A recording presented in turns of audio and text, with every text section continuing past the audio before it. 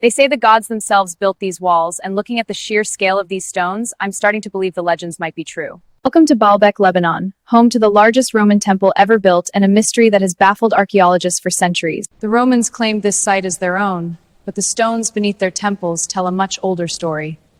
These are the famous 6 columns of the Temple of Jupiter, standing sentinel for over 2,000 years. But the real mystery isn't what the Romans built. It's what they built on top of. Let me show you something that shouldn't exist. 3 stones so massive that modern engineers still can't explain how they were moved. Each of these blocks weighs over 800 tons. That's the equivalent of 15 jumbo jets stacked together.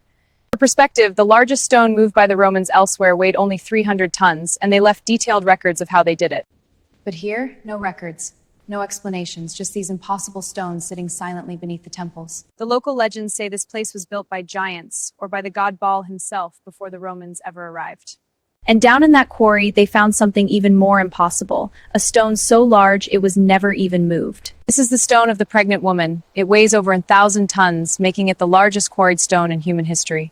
The name comes from a local legend that claims pregnant women would come here to touch the stone and ensure a safe delivery. But the real question isn't why they left it here, it's how they ever planned to move something this massive in the first place. There's something deeply unsettling about standing here, like I'm touching a mystery that predates everything we think we know. Archaeologists estimate the foundation stones were laid at least 9,000 years ago, thousands of years before the Romans existed. Some researchers believe this site was originally a Canaanite sanctuary dedicated to Baal, the storm god who ruled these ancient skies. The Romans built their temples on top of whatever was here before, trying to claim the power of this place for their own gods. But when I touch these stones, I feel something ancient, something that was here long before any empire. In 2014, archaeologists discovered something that changed everything. Another's than the first, buried right here in the quarry.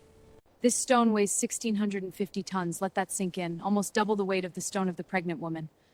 Who were these people? What technology did they possess? And why did they need stones this impossibly large? Some theories suggest acoustic levitation, using sound waves to lift these massive stones into place.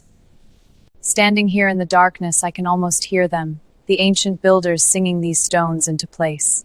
The energy shifts. Dust motes hang motionless in the air, suspended like stars frozen in time. Her hair drifts upward slowly, as if underwater, and the stone behind her begins to pulse with ancient light. Time seems to stop. A single tear drifts from her eye, falling in impossible slow motion down her cheek.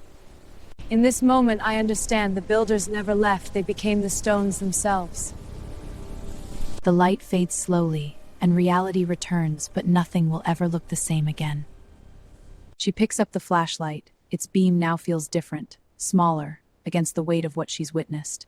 Pre-dawn light touches the eastern horizon as she walks slowly away from the temple, journal clutched to her chest.